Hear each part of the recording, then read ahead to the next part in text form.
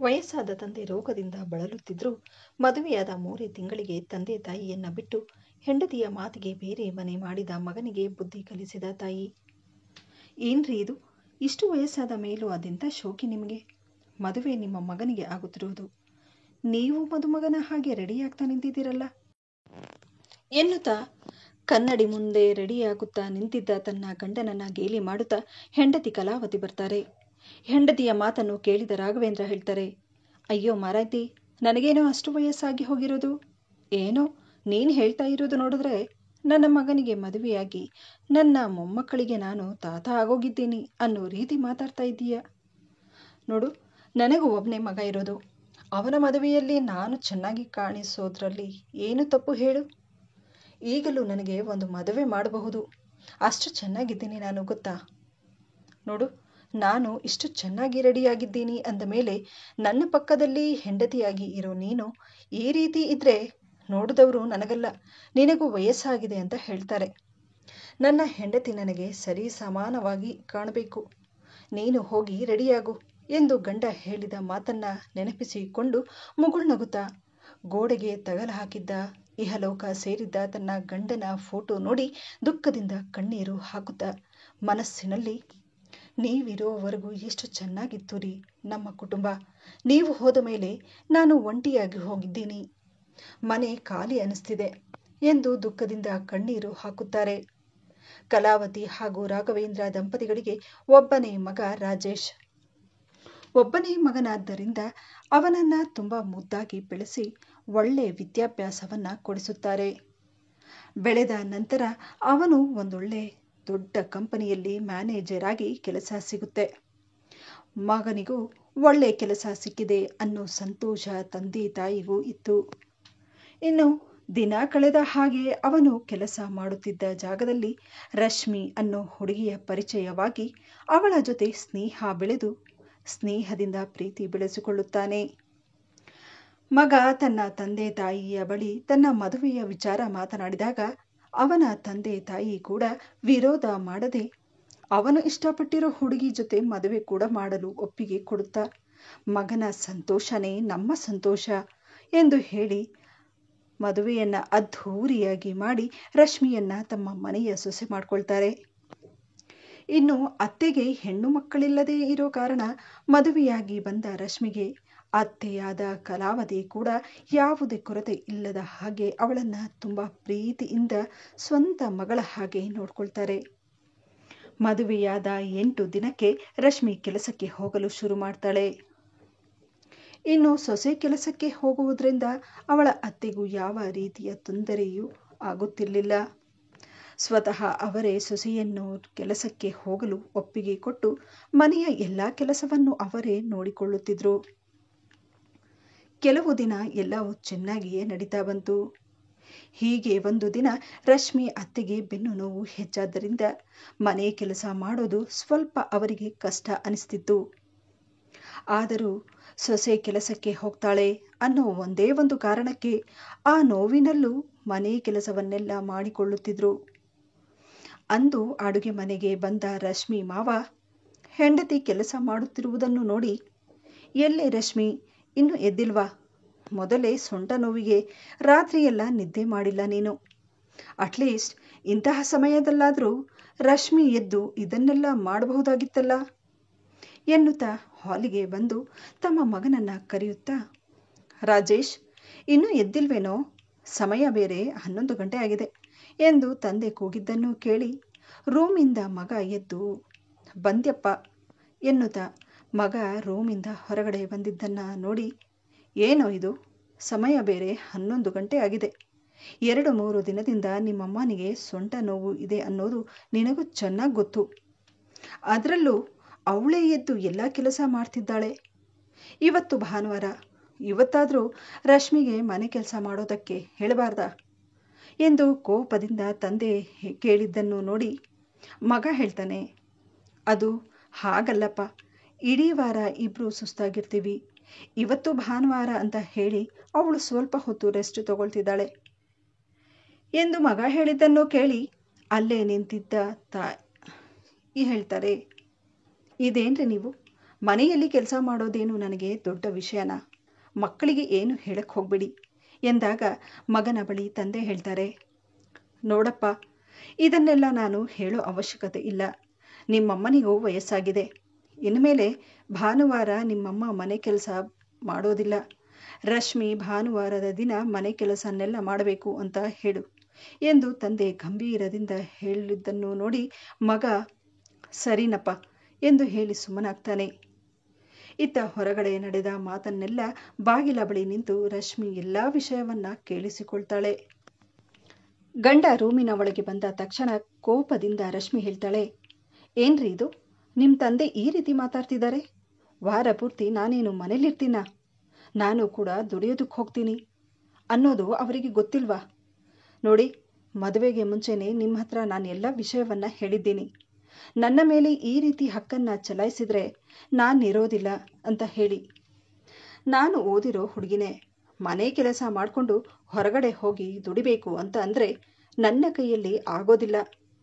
ನಿಮ್ಮ ತಂದೆ ಅಷ್ಟೆಲ್ಲ ಮಾತನಾಡಿದ್ರು ನೀವು ಸುಮ್ಮನೆ ಎಲ್ಲ ಕೇಳಿಸ್ಕೊಂಡು ಇದ್ದೀರಲ್ಲ ಎಂದು ರಶ್ಮಿ ಹೇಳಿದ್ದನ್ನು ಕೇಳಿ ಗಂಡ ಹೇಳ್ತಾನೆ, ಅದು ಹಾಗಲ್ಲ ರಶ್ಮಿ, ಅಪ್ಪ ತುಂಬ ಕೋಪದಲ್ಲಿದ್ದರು ಎಂದಿದ್ದನ್ನು ಕೇಳಿ ರಶ್ಮಿ ಹೇಳುತ್ತಾಳೆ, ಓಹೋ, ಹಾಗಾದರೆ ಕೋಪದಲ್ಲಿ ನಿಮ್ಮಪ್ಪ ಏನು ಮಾತಾಡಿದ್ರು ನಾನು ಕೇಳಬೇಕಾ? ನಿಮ್ಮಪ್ಪ ನನ್ನ ಬಗ್ಗೆ ಇಷ್ಟು ಕೀಳಾಗಿ ಮಾತಾಡಿ ಮನೆ ಕೆಲಸ ಮಾಡಲೇಬೇಕು ಅಂತ ಆರ್ಡರ್ ಬೇರೆ ಮಾಡಿದ್ರು. ನೀವು ಮಾತ್ರ ಕೇಳ್ಕೊಂಡು ಸುಮ್ಮನೆ ಇದ್ದೀರಾ ಅಂದಮೇಲೆ ಇನ್ನು ಮುಂದೆ ಏನಾದರೂ ಆದರೂ ನೀವು ಹಾಗೆ ಮಾಡೋದಲ್ವಾ?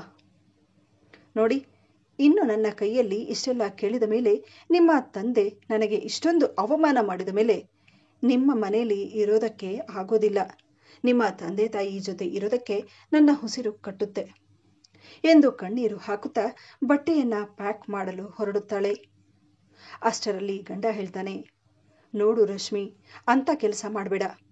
ನೀನು ಮನೆ ಬಿಟ್ಟು ಹೋದರೆ ನಾನು ಹೇಗಿರೋದಕ್ಕಾಗುತ್ತೆ? ಸರಿ, ಆದಷ್ಟು ಬೇಗ ಒಂದು ಮನೆ ನೋಡಿ ಬೇರೆ ಮನೆ ಮಾಡ್ತೀನಿ. ಅಲ್ಲಿವರೆಗೂ ಸ್ವಲ್ಪ ಸಮಾಧಾನದಿಂದ ಇರು ಎಂದು ಹೇಳಿ ಅವನ ಕೆಲಸಕ್ಕೆ ಹತ್ತಿರ ಆಗುವ ಕಡೆ ಒಂದು ಮನೆಯನ್ನು ಕೊಂಡುಕೊಳ್ಳುತ್ತಾನೆ. ಬೇರೆ ಹೋಗುತ್ತಿರುವ ವಿಷಯವನ್ನು ತಂದೆ ತಾಯಿಯ ಬಳಿ ಹೇಳಿದಾಗ ಒಂದು ಕ್ಷಣಕ್ಕೆ ಅವರ ಮನಸ್ಸು ಒಡೆದು ಹೋದ ಹಾಗಾಗುತ್ತೆ. ಇತ್ತ ಮಗ ಬೇರೆ ಮನೆ ಮಾಡಿರುವ ವಿಷಯವನ್ನು ಕೇಳಿದ ತಾಯಿ ಕಣ್ಣೀರು ಹಾಕುತ್ತಾ ಮಗನ ಬಳಿ, ನೋಡಪ್ಪ, ನಮ್ಮನ್ನ ಬಿಟ್ಬೇಡ. ಇನ್ಮೇಲೆ ಇಂತಹ ತಪ್ಪು ಆಗದ ಹಾಗೆ ನಾನು ನೋಡ್ಕೊಳ್ತೀನಿ. ರಶ್ಮಿ ಹತ್ರ ನಾನು ಮಾತಾಡ್ತೀನಿ ಎಂದು ಹೇಳಿ ತಾಯಿ ನೀರು ಹಾಕಿದಾಗ ಅದಕ್ಕೆ ಸೊಸೆ ಹೇಳ್ತಾಳೆ, ನೋಡಿ, ನಾವು ನೆಮ್ಮದಿಯಾಗಿ ಇರಬೇಕು ಅನ್ನೋದಾದ್ರೆ ಬೇರೆ ಮನೆ ಮಾಡಲೇಬೇಕು. ಜೊತೆಯಲ್ಲಿದ್ದು ನಾವು ಸಂತೋಷವಾಗಿರೋದಕ್ಕೆ ಆಗೋದಿಲ್ಲ. ಒಂದು ಕ್ಷಣನೂ ನಾನಿಲ್ಲಿ ಇರೋದಿಲ್ಲ ಎಂದು ರಶ್ಮಿ ಹೇಳಿದ್ದನ್ನು ಕೇಳಿ ಗಂಡ ಹೇಳ್ತಾನೆ, ನೋಡಮ್ಮ, ಮೊದಲೇ ನಮಗೆ ಕೆಲಸದ ಟೆನ್ಷನ್ ಜಾಸ್ತಿ ಇದೆ. ಅದರಲ್ಲಿ ಈ ಜಂಜಾಟನೆಲ್ಲ ನನ್ನ ಕೈಯಲ್ಲಿ ಸಹಿಸೋದಕ್ಕೆ ಆಗೋದಿಲ್ಲ ಎಂದು ಹೇಳಿ ಕೊನೆಗೂ ಹೆಂಡತಿಯನ್ನು ಕರೆದುಕೊಂಡು ಮನೆಯಿಂದ ಹೊರ ಹೋಗ್ತಾನೆ. ಇನ್ನು ಮಗ ಮನೆ ಬಿಟ್ಟು ಹೋದ ಅನ್ನುವ ದುಃಖದಿಂದ ಯೋಚನೆ ಹೆಚ್ಚಾಗಿ ರಾಜೇಶ್ ತಂದೆ ತೀರಿಕೊಳ್ತಾರೆ. ಈಗ ರಾಜೇಶ್ ತಾಯಿಗೆ ಅವರ ಪ್ರಪಂಚವೇ ಕಳೆದು ಹೋಯ್ತು ಅನ್ನೋ ಹಾಗೆ ಅನಿಸಲು ಶುರುವಾಯ್ತು. ವಿಷಯ ಗೊತ್ತಾದ ಮಗ ಹಾಗೂ ಸೊಸೆ ಬಂದು ಕೇವಲ ಕಾರ್ಯಗಳನ್ನ ಮುಗಿಸಿ ಮತ್ತೆ ಮನೆಗೆ ಹೊರಡಲು ನಿಂತಿರ್ತಾರೆ. ಆದರೆ ತನ್ನ ತಾಯಿ ಒಬ್ಬಂಟಿಯಾಗಿ ಹೋಗಿದ್ದಾರೆ ಅನ್ನೋ ಒಂದು ಕಾರಣಕ್ಕೆ ತನ್ನ ತಾಯಿಯ ಪರಿಸ್ಥಿತಿಯನ್ನು ನೋಡಿ ಮತ್ತೆ ತನ್ನ ತಾಯಿಯ ಜೊತೆಗೆ ಇರಲು ಬಯಸುತ್ತಾ ತನ್ನ ಹೆಂಡತಿಯ ಬಳಿ ಇದರ ಬಗ್ಗೆ ಮಾತನಾಡಿದಾಗ ಹೆಂಡತಿ ರಶ್ಮಿ ಇದಕ್ಕೆ ಸಿದ್ಧವಿರಲಿಲ್ಲ. ಇನ್ನು ತಾಯಿ ನನ್ನ ಮಗ ನನ್ನ ಜೊತೆ ಇರ್ತಾನೆ, ಮತ್ತೆ ನನ್ನ ಬಿಟ್ಟು ಹೋಗೋದಿಲ್ಲ ಎನ್ನುವ ಆಸೆಯನ್ನು ಮನಸ್ಸಲ್ಲಿ ಇಟ್ಕೊಂಡಿರ್ತಾರೆ. ಆದರೆ ಮಗ ತನ್ನ ತಾಯಿಯ ಬಳಿ ಬಂದು, ಅಮ್ಮ, ಪ್ರತಿ ತಿಂಗಳು ನಾನು ನಿನಗೆ ದುಡ್ಡು ಕಳಿಸ್ತೀನಿ. ಏನಾದರೂ ನಿನಗೆ ಅವಶ್ಯಕತೆ ಇದ್ರೆ ನನಗೆ ಫೋನ್ ಮಾಡು ಎಂದು ಹೇಳಿ ಅಲ್ಲಿಂದ ಹೊರಟೋಗ್ತಾನೆ. ತನ್ನ ಹೆಂಡತಿಯ ಆಸೆಯ ಪ್ರಕಾರ ರಾಜೇಶನು ಕೂಡ ಬೇರೆ ಮನೆ ಮಾಡಿರ್ತಾನೆ. ಆದರೆ ರಶ್ಮಿಯ ತಂದೆ ತಾಯಿ ಕೂಡ ಮಗಳು ಹಾಗೂ ಅಳಿಯನ ಜೊತೆ ಆ ಮನೆಯಲ್ಲೇ ಇರ್ತಾರೆ. ಇನ್ನು ಕಾಲ ಕಳೆದ ಹಾಗೆ ರಾಜೇಶ್ ಒಂದು ಗಂಡು ಮಗುವಿನ ತಂದೆಯಾಗ್ತಾನೆ. ಇನ್ನು ರಾಜೇಶ್ಗೆ ಮಗ ಹುಟ್ಟಿದ ದಿನವೇ ತನ್ನ ತಾಯಿಗೆ ಈ ಸಂತೋಷದ ವಿಷಯವನ್ನ ಹೇಳ್ತಾನೆ. ಈ ವಿಷಯ ಕೇಳಿದ ತಕ್ಷಣ ತಾಯಿಯ ಮನಸ್ಸಿನಲ್ಲಿ ಸಂತೋಷದ ಸಮುದ್ರದ ಅಲೆಗಳು ಶುರುವಾಗುತ್ತೆ. ತಕ್ಷಣವೇ ಅಲ್ಲಿಂದ ಹೊರಟು ಮೊಮ್ಮಗನನ್ನ ನೋಡಲು ಆಸ್ಪತ್ರೆಗೆ ಬರ್ತಾರೆ. ಅಲ್ಲಿಗಾಗಲೇ ರಶ್ಮಿ ತಾಯಿ ಮಗುವನ್ನ ಮಡಿಲಿನಲ್ಲಿ ಹಾಕಿಕೊಂಡು ಮಲಗಿಸುತ್ತಿರ್ತಾರೆ. ರಶ್ಮಿ ಅತ್ತೆ ಬಂದಿದ್ದನ್ನು ನೋಡಿದ ಅವರಿಗೆ ಯಾಕೋ ಒಂದು ರೀತಿಯ ಬೇಸರ ಶುರುವಾಗುತ್ತೆ. ರಾಜೇಶ್ ತಾಯಿ ಸುಂದರವಾದ ಪುಟ್ಟದಾದ ಮಗುವಿನ ಮುಖವನ್ನ ನೋಡಿ ನಗುತ್ತಾರೆ. ಅಷ್ಟರಲ್ಲಿ ಸಂತೋಷದಿಂದ ತುಂಬಿದ್ದ ಅವರ ಮುಖವನ್ನು ನೋಡಿದ ಮಗ ಬಂದು ತನ್ನ ತಾಯಿಯನ್ನು ನೋಡಿ, ಅರೆ ಅಮ್ಮ, ನೀನ್ ಯಾವಾಗ ಬಂದೆ ಎಂದಾಗ, ಇದೇನು ಹೀಗೆ ಹೇಳ್ತಾ ಇದೀಯಾ? ನನ್ನ ಮೊಮ್ಮಗನನ್ನ ನೋಡೋದಕ್ಕೆ ನಾನು ಬರಲ್ವಾ? ನನ್ನ ವಂಶನ ಬೆಳೆಸೋ ನನ್ನ ಮೊಮ್ಮಗನನ್ನ ನೋಡೋದಕ್ಕೆ ನಾನು ಬರ್ದೇ ಇದ್ರೆ ಹೇಗೋ? ನೋಡೋದಕ್ಕೆ ಎಲ್ಲ ನಿಮ್ ತಂದೆ ಆಗಿದ್ದಾನೆ. ಇವತ್ತು ನಿನ್ನ ಅಪ್ಪ ಇದ್ದಿದ್ರೆ ಮೊಮ್ಮಗನನ್ನ ನೋಡಿ ಎಷ್ಟು ಸಂತೋಷ ಪಡ್ತಿದ್ರು ಎನ್ನುತ್ತಾ ಕಣ್ಣಲ್ಲಿ ನೀರು ಹಾಕುತ್ತಾ ತನ್ನ ಸೀರೆಯ ಸೆರಗಿನಿಂದ ಕಣ್ಣೀರನ್ನ ಒರೆಸಿಕೊಳ್ತಾರೆ. ನೋಡ್ತಾ ಇರು, ಇಲ್ಲೇ ಇದ್ದು ನನ್ನ ಮೊಮ್ಮಗನನ್ನ ಎಷ್ಟು ಚೆನ್ನಾಗಿ ನೋಡ್ಕೊಳ್ತೀನಿ ಅಂತ ಹೇಳಿ ಎಂದು ಹೇಳುತ್ತಾ ಮಗುವನ್ನ ಎತ್ತಿಕೊಳ್ಳಲು ಹೋಗ್ತಾರೆ. ಅಷ್ಟರಲ್ಲಿ ರಶ್ಮಿ ತಾಯಿ, ಅರೆ ಇದೇನ್ ಮಾಡ್ತಿದ್ದೀರಾ? ಈಗ ತಾನೇ ಮಲಗಿದ್ದಾನೆ, ಎದ್ದು ಬಿಟ್ರೆ ಮತ್ತೆ ಮಲಗಿಸೋದಕ್ಕೆ ತುಂಬಾ ಕಷ್ಟ ಆಗುತ್ತೆ. ಅವನೇನಾದ್ರೂ ಎದ್ಬಿಟ್ರೆ ಮತ್ತೆ ರಶ್ಮಿಗೆ ನಿದ್ದೆ ಇರಲ್ಲ. ಅವಳಿಗೂ ರಾತ್ರಿಯಿಂದ ಸರಿಯಾಗಿ ನಿದ್ದೆನೇ ಇಲ್ಲ ಎಂದು ರಶ್ಮಿ ತಾಯಿ ಹೇಳಿದ್ದನ್ನು ಕೇಳಿ ಒಂದು ಕ್ಷಣಕ್ಕೆ ಅವರಿಗೆ ಮುಖಕ್ಕೆ ಹೊಡೆದ ಹಾಗಾಗುತ್ತೆ. ಇತ್ತ ಸೊಸೆ ಕೂಡ, ಹೌದು ಅತ್ತೆ, ಮಗು ಎದ್ದು ಬಿಟ್ರೆ ಮತ್ತೆ ತುಂಬಾ ಕಷ್ಟ ಆಗುತ್ತೆ. ಮಗುನ ನೋಡ್ಕೊಳ್ಳೋದಕ್ಕೆ ಅಮ್ಮ ಇದ್ದಾರೆ. ನೀವಿಲ್ಲಿದ್ದು ನಿಮ್ಮ ಆರೋಗ್ಯನ ಕೇಳಿಸ್ಕೊಳ್ಳೋದಕ್ಕಿಂತ ಮನೆಗೆ ಹೋದ್ರೇನೆ ಒಳ್ಳೇದು ಎಂದು ಸೊಸೆ ಹೇಳಿದ್ದನ್ನು ಕೇಳಿ ಅವರ ಮುಖದಲ್ಲಿದ್ದ ನಗುವು ಕಳೆದು ಹೋದಾಗ ಆಗುತ್ತೆ. ಇತ್ತ ಮಗ ಹೇಳ್ತಾನೆ, ಅಮ್ಮ, ನಾನು ಬಿಟ್ಬಿಟ್ಟು ಬರ್ತೀನಿ ಬಾ ಎಂದಾಗ ಅದಕ್ಕೆ ತಾಯಿ ದುಃಖವನ್ನ ತಡೆಯಲಾಗದೆ, ಬೇಡಪ್ಪ, ನಾನೇ ಹೋಗ್ತೀನಿ ಎಂದು ಹೇಳುತ್ತಾ ತಕ್ಷಣವೇ ಅವರು ಅಲ್ಲಿಂದ ಹೊರಟೋಗ್ತಾರೆ. ಮನೆಗೆ ಹೋದ ನಂತರವೂ ಅವರ ಕಣ್ಣೀರು ಮಾತ್ರ ನಿಲ್ಲೋದೇ ಇಲ್ಲ. ಮೊಮ್ಮಗನ ನೆನಪಿನಲ್ಲಿ ತಮ್ಮ ಬೀರುವಿನಲ್ಲಿ ಇಟ್ಟಿದ್ದ ತಮ್ಮ ಮಗ ಚಿಕ್ಕವನಾಗಿದ್ದಾಗ ಫೋಟೋಗಳನ್ನ ತೆಗೆದು ಅದನ್ನು ನೋಡಿ ಕಣ್ಣೀರು ಹಾಕುತ್ತಾ ತಮ್ಮನ್ನ ತಾವು ಸಮಾಧಾನ ಮಾಡಿಕೊಳ್ತಿದ್ರು. ಇತ್ತ ರಾಜೇಶ್ ತನ್ನ ತಂದೆ ಹೋದಾಗಿನಿಂದ ತಿಂಗಳಿಗೆ 2-3 ಬಾರಿಯಾದರೂ ತನ್ನ ತಾಯಿಗೆ ಫೋನ್ ಮಾಡಿ ಮಾತನಾಡ್ತಿದ್ದ. ಆದರೆ ಅವನಿಗೆ ಮಗ ಹುಟ್ಟಿದಾಗಿನಿಂದ ಒಂದು ಬಾರಿಯೂ ತನ್ನ ತಾಯಿಗೆ ಫೋನ್ ಮಾಡಿ ಮಾತಾಡೋದಿಲ್ಲ. ಹೀಗೆ ದಿನಗಳು ಕಳೆದು ಹೋಗುತ್ತೆ. ಹೀಗೆ ಒಂದು ದಿನ ರಾಜೇಶ್ ತನ್ನ ಕಂಪನಿಯ ಸ್ನೇಹಿತನೊಬ್ಬನ ಮನೆಗೆ ಹೊಸ ವರ್ಷದ ಪಾರ್ಟಿಗೆಂದು ಹೋಗುತ್ತಾನೆ. ಅಲ್ಲಿ ನಡೆದ ಆ ಒಂದು ಸನ್ನಿವೇಶವನ್ನು ನೋಡಿ ಅವನ ಹೃದಯ ಒಡೆದು ಹೋಗುತ್ತೆ. ಪಾರ್ಟಿಯೆಲ್ಲ ಮುಗಿದ ನಂತರ ದುಃಖದಿಂದಲೇ ಮನೆಗೆ ಬರ್ತಾನೆ. ಅಲ್ಲಿ ನಡೆದ ಆ ದೃಶ್ಯವನ್ನು ನೋಡಿದಾಗನಿಂದ ಅವನ ತಂದೆ ತಾಯಿಯ ಮುಖ ಅವನ ಕಣ್ಣೆದುರೇ ಬಂದ ಹಾಗಾಗುತ್ತಿತ್ತು. ಇಡೀ ರಾತ್ರಿ ನಿದ್ದೆ ಬರದೆ ಯೋಚನೆಯಲ್ಲೇ ರಾತ್ರಿ ಕಳೆದು ಬಿಡ್ತಾನೆ. ಬೆಳಗ್ಗೆ ಎದ್ದು ಆಫೀಸಿಗೆ ಹೋಗಲು ರೆಡಿಯಾಗ್ತಾ ಇರ್ತಾನೆ. ಅಷ್ಟೊತ್ತಿಗೆ ಹೆಂಡತಿ ರೂಮಿಗೆ ಬಂದು ಗಂಡನನ್ನ ತಿಂಡಿ ತಿನ್ನಲು ಕರೆದಾಗ ರಾಜೇಶ್ ಹೇಳ್ತಾನೆ, ನೋಡು ರಶ್ಮಿ, ನಮ್ಮ ಮಗನಿಗೂ ಈಗಾಗಲೇ ವರ್ಷ ಆಗ್ತಾ ಬರ್ತಿದೆ. ನನ್ನೊಬ್ಬನ ದುಡಿಮೆಯಲ್ಲಿ ಮನೆ ನಡೆಸುವುದು ತುಂಬಾನೇ ಕಷ್ಟ ಆಗ್ತಿದೆ. ನನ್ನೊಬ್ಬನ ದುಡಿಮೆಯಲ್ಲಿ ಇಷ್ಟು ಜನನ ಸಾಕಬೇಕು ಅಂದ್ರೆ ನನಗೂ ಕಷ್ಟ ಆಗ್ತಿದೆ. ನೋಡು, ನೀನು ಕೆಲಸಕ್ಕೆ ಹೋದ್ರೆ ಒಳ್ಳೇದು ಎಂದು ಗಂಡ ಹೇಳಿದ್ದನ್ನು ಕೇಳಿ ಹೆಂಡತಿ ಹೇಳ್ತಾಳೆ, ಏನ್ ಹೇಳ್ತಾ ಇದ್ದೀರಾ ನೀವು? ಹಾಗಾದ್ರೆ ನಿಮ್ಮ ಮಾತಿನ ಪ್ರಕಾರ ನಮ್ಮ ತಂದೆ ತಾಯಿ ಇಲ್ಲಿರೋದು ನಿಮಗೆ ಕಷ್ಟ ಆಗೋಗಿದ್ಯಾ? ನೋಡು ರಶ್ಮಿ, ಈಗ ಮನೆ ನಡೆಸೋದಂತೂ ತುಂಬಾ ಕಷ್ಟ ಆಗೋಗಿದೆ. ಅಕ್ಕಿಯಿಂದ ಹಿಡಿದು ಬೇಳೆವರೆಗೂ ಪ್ರತಿಯೊಂದರ ಬೆಲೆ ಹೆಚ್ಚಾಗ್ತಿದೆ. ಇದನ್ನ ನಾನು ಬಾಯಿ ಬಿಟ್ಟು ಹೇಳಬೇಕು ಅಂತೇನಿಲ್ಲ. ಎಷ್ಟು ದಿನ ಅಂತ ಹೇಳಿ ನಿಮ್ ತಂದೆ ತಾಯಿ ಕೂಡ ಇಲ್ಲೇ ಇರೋದಕ್ಕಾಗುತ್ತೆ? ನೋಡು, ನಮಗೂ ನಮ್ದೇ ಆದ ಒಂದು ಪ್ರೈವೇಸಿ ಅನ್ನೋದು ಇರಬೇಕು ಎಂದು ಗಂಡ ಹೇಳಿದ್ದನ್ನು ಕೇಳಿ ಕೋಪದಿಂದ ಹೆಂಡತಿ ರಶ್ಮಿ ಹೇಳ್ತಾಳೆ, ನೋಡಿ, ನಿಮ್ಮ ತಾಯಿಗೆ 1-2 ತಿಂಗಳು ದುಡ್ಡು ಕೊಡುವುದನ್ನ ನಿಲ್ಲಿಸಿ, ಆಗ ಎಲ್ಲ ಸರಿ ಹೋಗುತ್ತೆ. ಅವರು ಇರೋದು ಒಬ್ಬರಿಗೆ, ಅವರಿಗೆ ತಿಂಗಳು ಇಷ್ಟು ದುಡ್ಡು ಕೊಡೋ ಅವಶ್ಯಕತೆ ಏನಿದೆ? ಎಂದು ರಶ್ಮಿ ಹೇಳಿದ್ದನ್ನು ಕೇಳಿ ಗಂಡ ಕೋಪದಿಂದ ಹೇಳ್ತಾನೆ, ಅಬ್ಬಬ್ಬಾ, ಅದೆಷ್ಟು ಚೆನ್ನಾಗಿ ಮಾತಾಡ್ತಿದೀಯಾ ನೀನು. ಈ ಮನೆ ಖರ್ಚು ನಡೆಸ್ತಾ ನಿನ್ ತಂದೆ ತಾಯಿನ ನೋಡ್ಕೊಳ್ಳೋ ಬಗ್ಗೆ ನೀನು ಮಾತಾಡ್ತಾನೆ ಇಲ್ವಲ್ಲ.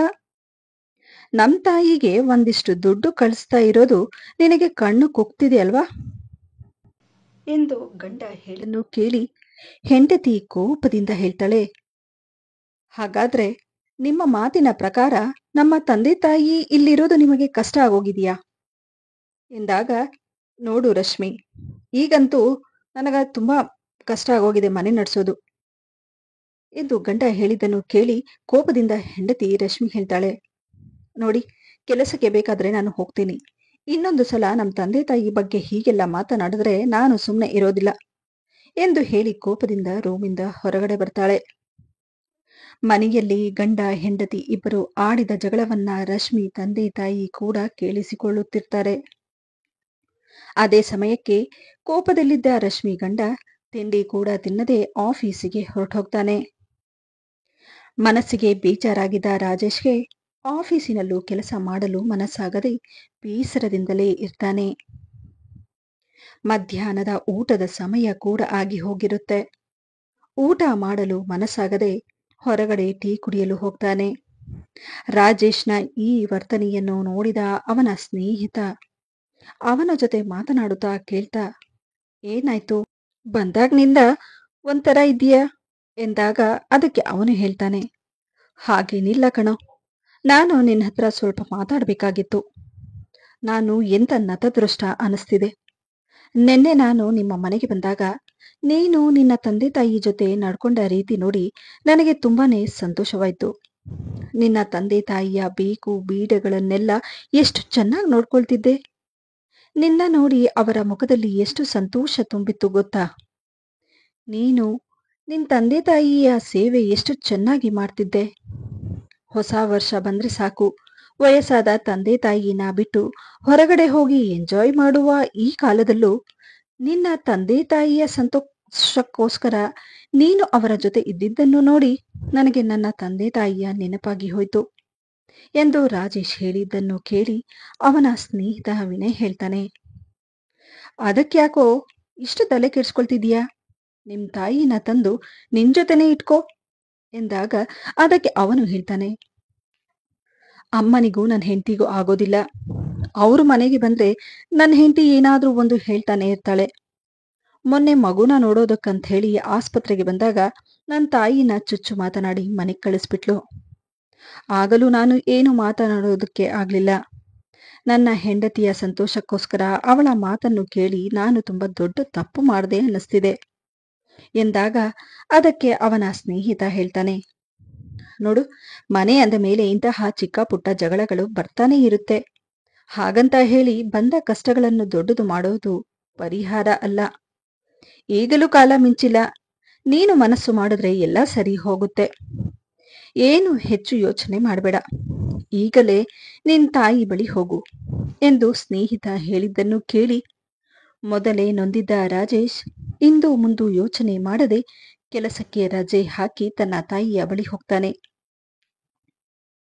ಆದರೆ ಅವನು ಮನೆ ಹತ್ತಿರ ಬಂದ ತಕ್ಷಣ ಅವನ ಮನಸ್ಸಿನಲ್ಲಿ ಸಂತೋಷವಾಗಿದ್ದ ಮನೆ ಹೀಗಾಗೋಕೆ ಕಾರಣನೇ ನಾನು ಎನ್ನುವ ಆತ್ಮ ಪ್ರಜ್ಞೆ ಅವನಿಗೆ ಕಾಡತೊಡಗಿತು. ಹೇಗೋ ಧೈರ್ಯ ಮಾಡಿ ಕಣ್ಣೀರು ತುಂಬಿದ ಕಣ್ಣುಗಳಿಂದ ಮನೆಗೆ ಪ್ರವೇಶ ಮಾಡ್ತಾನೆ.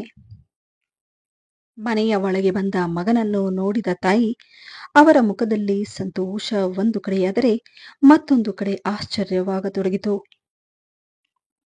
ತಕ್ಷಣವೇ, ಬಾಪ, ಏನಾಯ್ತು, ಇದ್ದಕ್ಕಿದ್ದ ಹಾಗೆ ಬಂದು ಬಿಟ್ಟಿದೆಯಲ್ಲ ಎಂದಾಗ ಮಗ ಮುಂದೆ ಬಂದು ತನ್ನ ತಾಯಿಯ ಕಾಲನ್ನ ಮುಟ್ಟಿದ್ದನ್ನ ನೋಡಿ ತಾಯಿ ಮಗನನ್ನ ತಬ್ಬಿಕೊಳ್ತಾ ಕಣ್ಣೀರು ಹಾಕ್ತಾ ಮಗನನ್ನ ಸಮಾಧಾನ ಮಾಡ್ತಾ, ಕೈ ತೊಳ್ಕೊ, ಇಷ್ಟೊತ್ತಾಗಿದೆ, ಊಟ ಹಾಕ್ಕೊಡ್ತೀನಿ ಎಂದಾಗ ತಾಯಿಯ ಮಾತನ್ನು ಕೇಳಿ ಮಗ ಕಣ್ಣೀರು ಹಾಕುತ್ತಾ ನಡುಗುವ ಧ್ವನಿಯಲ್ಲಿ ಹೇಳುತ್ತಾನೆ, ಅಮ್ಮ, ನಾನು ತಗೊಂಡ ಒಂದು ತಪ್ಪು ನಿರ್ಧಾರದಿಂದ ಇಷ್ಟೆಲ್ಲ ಆಯ್ತು. ನಮ್ಮ ಇಡೀ ಕುಟುಂಬದ ಸಂತೋಷನೇ ಹಾಳಾಗೋಯ್ತು. ನಾನು ಏನೋ ದೊಡ್ಡ ತಪ್ಪು ಮಾಡಿಬಿಟ್ಟೆ ಅನ್ನೋ ಹಾಗೆ ಅನಿಸ್ತಾ ಇದೆ ಅಮ್ಮ. ಈಗ ನಾನೇನು ಮಾಡಬೇಕು ಅನ್ನೋದನ್ನ ಗೊತ್ತಾಗ್ತಿಲ್ಲ ಎಂದು ಮಗ ಹೇಳಿದ್ದನ್ನು ಕೇಳಿ ತಾಯಿ ಹೇಳ್ತಾರೆ, ನೋಡಪ್ಪ, ತಂದೆ ತಾಯಿಯಾಗಿ ನಾವು ಯಾವತ್ತೂ ನಿನಗೆ ತೊಂದರೆನ ಕೊಟ್ಟಿಲ್ಲ. ಮದುವೆ ಆದ್ಮೇಲೆ ನೀನು ಯಾವ ನಿರ್ಧಾರ ತಗೊಂಡ್ರು ನಾವು ಅದಕ್ಕೆ ತಲೆ ಬಗ್ಗಿಸ್ವಿ. ಎಲ್ಲವನ್ನ ಸಹಿಸ್ಕೊಂಡು ಹೋದ್ವಿ. ನಿಮ್ಮ ತಂದೆ ಹೋದಾಗಿನಿಂದ ನಾನು ಕೂಡ ಒಂಟಿಯಾಗಿ ಬದುಕೋದನ್ನ ಕಲ್ತ್ಕೊಂಡೆ. ಇನ್ನು ನಾನು ಸತ್ತ ಮೇಲೆ ಯಾರಾದ್ರೂ ಅಕ್ಕಪಕ್ಕದವರು ಎತ್ತಿ ಹಾಕ್ತಾರೆ. ನಾನು ಯಾರಿಗೂ ಕಷ್ಟ ಕೊಡೋದಕ್ಕೆ ಬಯಸೋದಿಲ್ಲ ಎಂದು ತಾಯಿ ಹೇಳಿದ ತಕ್ಷಣ ಮಗನ ಮನಸ್ಸು ಒಡೆದು ಹೋಗುತ್ತೆ. ಅಮ್ಮ, ಯಾಕೆ ಹೀಗೆಲ್ಲ ಮಾತಾಡ್ತಾ ಇದ್ದೀಯಾ? ಏನೋ ಆ ಟೈಮ್ ಆಗಿತ್ತು, ನಾನು ತಪ್ಪು ಮಾಡ್ದೆ ನಿಜ. ಹಾಗಂತ ಹೇಳಿ ನನ್ನಿಂದ ಸಂಬಂಧನೇ ನೀನು ಮುರಿದು ಬಿಟ್ರೆ ಹೇಗೆ ಹೇಳು? ನಾನು ಮಾಡಿದ ತಪ್ಪಿನ ಅರಿವು ನನಗಾಗಿದೆ. ಈಗಾಗಲೇ ನಾನು ಮಾಡಿರೋ ತಪ್ಪಿನ ಪಶ್ಚಾತ್ತಾಪ ನನಗಾಗಿದೆ. ನನ್ನ ಕರ್ತವ್ಯವನ್ನು ಮಾಡೋದಕ್ಕೆ ನನಗೊಂದು ಅವಕಾಶ ಕೊಡು ಎಂದು ಮಗ ದುಃಖದಿಂದ ಹೇಳಿದ್ದನ್ನು ನೋಡಿ ತಾಯಿ, ಅಯ್ಯೋ ಹುಚ್ಚ, ತಾಯಿಗೆ ಮಗ ಯಾವತ್ತಾದ್ರೂ ಭಾರ ಆಗ್ತಾನೇನೋ? ನನಗೆ ಗೊತ್ತಿತ್ತು ತಾಯಿಯ ಮಮತೆ ಹೆಚ್ಚು ದಿನ ಮಗನನ್ನ ದೂರ ಇಡೋದಿಲ್ಲ ಅನ್ನೋದು. ಮತ್ತೆ ನೀನು ಬಂದು ನನ್ನ ಜೊತೆ ಇರ್ತೀಯ ಅಂದ್ರೆ ಅದಕ್ಕಿಂತ ಸಂತೋಷ ಇನ್ನೇನು ಬೇಕು ಹೇಳು? ಮೊದಲೇ ರಶ್ಮಿಗೆ ಕೋಪ ಜಾಸ್ತಿ. ಇದರ ಬಗ್ಗೆ ಮಾತನಾಡಿ ಮತ್ತೆ ನಿಮ್ಮಿಬ್ಬರ ಸಂಬಂಧವನ್ನ ಹಾಳು ಮಾಡ್ಕೋಬೇಡಿ. ನೋಡು, ನಿನಗೂ ಮಗ ಇದ್ದಾನೆ. ಮುಂದೆ ಬಾಳಿ ಬದುಕೋಬೇಕಾಗಿರೋದು ನೀವು. ಯಾವ ನಿರ್ಧಾರ ಮಾಡಿದ್ರೂ ಯಾರಿಗೂ ತೊಂದರೆಯಾಗದ ಹಾಗೆ ನಿಧಾನವಾಗಿ ಯೋಚನೆ ಮಾಡಿ ನಿರ್ಧಾರ ತಗೋ. ರಶ್ಮಿ ಇಲ್ಲಿ ಬರೋದಕ್ಕೆ ಒಪ್ಕೊಂಡ್ರೆ ಸಂತೋಷವಾಗಿ ನೀವಿಬ್ರು ಈ ಮನೆಗೆ ಬನ್ನಿ.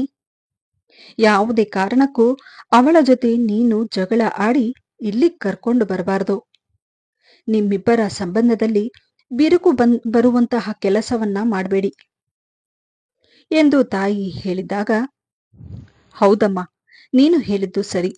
ನಿನ್ನ ಜೊತೆ ಮಾತನಾಡಿದ್ಮೇಲೆ ನನ್ನ ಮನಸ್ಸಿಗೆ ಸ್ವಲ್ಪ ಸಮಾಧಾನ ಆಯಿತು. ನನ್ನ ಮನಸ್ಸು ಸ್ವಲ್ಪ ಹಗುರವಾಗಿದೆ ಎನ್ನುತ್ತಾ ಅವನ ಮುಖದಲ್ಲಿ ನಗು ಮೂಡುತ್ತೆ. ಇಂದು ಎಷ್ಟೋ ದಿನಗಳ ನಂತರ ತನ್ನ ತಾಯಿಯ ಕೈತುತ್ತನ್ನ ತಿಂದು ಅವನ ಮುಖದಲ್ಲಿ ಹೊಳಪು ಮರಳಿ ಬಂದ ಹಾಗಾಗಿತ್ತು. ನಂತರ ಸಂತೋಷದಿಂದ ಅಲ್ಲಿಂದ ಹೊರಟು ತನ್ನ ಮನೆಗೆ ಬರ್ತಾನೆ. ಇತ್ತ ರಾಜೇಶ್ ಮನೆಗೆ ಹಿಂತಿರುಗಿದಾಗ ಹೆಂಡತಿ ರಶ್ಮಿ ಸ್ವಲ್ಪ ಕೋಪದಿಂದ ಸೋಫಾ ಮೇಲೆ ಕುಳಿತಿರ್ತಾಳೆ. ತನ್ನ ಮಗ ಆಟ ಆಡಿಕೊಂಡು ಅಲ್ಲೇ ಕೂತಿರುತ್ತಾನೆ. ಮನೆಗೆ ಬಂದ ರಾಜೇಶ್ ಯಾರ ಜೊತೆನೂ ಮಾತನಾಡದೆ ಆಟ ಆಡಿಕೊಂಡು ಕುಳಿತುಕೊಂಡಿದ್ದ ತನ್ನ ಮಗನನ್ನ ಎತ್ತಿಕೊಂಡು ಅವನೊಂದಿಗೆ ಆಟ ಆಡುತ್ತಾ ಕುಳಿತಿರ್ತಾನೆ. ಅಲ್ಲೇ ಕೂತಿದ್ದ ಹೆಂಡತಿ ಕೋಪದ ಧ್ವನಿಯಲ್ಲಿ ಗಂಡನ ಬಳಿ ಹೇಳ್ತಾಳೆ, ನೀವು ಹೇಳಿದ ಹಾಗೆ ನಾನು ಮುಂದಿನ ವಾರ ಆಫೀಸ್ಗೆ ಬರ್ತೀನಿ ಅಂತ ಹೇಳಿ ಮ್ಯಾನೇಜರ್ ಹತ್ರ ಮಾತಾಡಿದ್ದೀನಿ. ಆದ್ರೆ ನೀವು ಆಡಿದ ಮಾತುಗಳಿಂದ ನನ್ನ ಅಪ್ಪ ಅಮ್ಮ ತುಂಬಾ ಬೇಜಾರು ಮಾಡ್ಕೊಂಡಿದ್ದಾರೆ ಎಂದಾಗ ಅವಳ ಮಾತಿಗೆ ಗಂಡ ಹೇಳ್ತಾನೆ, ನೋಡು, ನನ್ನ ಪರಿಸ್ಥಿತಿಯನ್ನ ನೀನು ಕೂಡ ಸ್ವಲ್ಪ ಅರ್ಥ ಮಾಡ್ಕೊ. ನಾನು ಇರೋ ಮಾತನ್ನೇ ಹೇಳಿದ್ದು. ಸರಿ ಸರಿ, ನನಗೆ ತುಂಬಾ ತಲೆ ನೋಯ್ತಿದೆ. ಈಗ ಹೋಗಿ ಒಂದು ಕಪ್ಪು ಸ್ಟ್ರಾಂಗ್ ಆಗಿರೋ ಕಾಫಿ ಮಾಡ್ಕೊಂಡು ಬಾ ಎಂದು ಗಂಡ ಹೇಳಿದ್ದನ್ನ ಕೇಳಿ ಹೆಂಡತಿ ಕಾಫಿ ಮಾಡಲು ಅಡಿಗೆ ಮನೆಗೆ ಹೋಗ್ತಾಳೆ. ಇತ್ತ ರಶ್ಮಿ ಕಾಫಿ ಮಾಡುವಷ್ಟರಲ್ಲಿ ಅವಳ ತಂದೆ ತಾಯಿ ಅವರ ಮನೆಗೆ ಹೊರಡಲು ನಿಂತಿರ್ತಾರೆ. ನೋಡಿ ಅಳಿಯಂದ್ರೆ, ಏನೋ ಮಗ ಸರಿ ಇಲ್ಲ ಅಂತ ಹೇಳಿ ಮಗಳ ಮನೆಗೆ ಬಂದ್ವಿ. ಏನ್ ಮಾಡೋದು, ನಮಗೆ ಸಿಕ್ಕಿರೋ ಸೊಸೆನೇ ಅಂತವಳು. ನಮಗೆ ಒಳ್ಳೆ ಸೊಸೆ ಸಿಗ್ಲಿಲ್ಲ. ಅದಕ್ಕೆ ಮಗಳು ನಮಗೆ ಆಧಾರವಾಗಿರ್ತಾಳೆ ಅಂತ ಹೇಳಿ ಇಲ್ಲಿಗೆ ಬಂದ್ವಿ ಎಂದಾಗ ಅದಕ್ಕೆ ರಾಜೇಶ್ ಹೇಳ್ತಾನೆ, ಅತ್ತೆ, ನೀವು ತುಂಬಾ ಅದೃಷ್ಟವಂತರು. ನಿಮಗೆ ಮಗ ನೋಡಿಕೊಳ್ಳೋದೇ ಹೋದ್ರೆ ಮಗಳಿದ್ದಾಳೆ.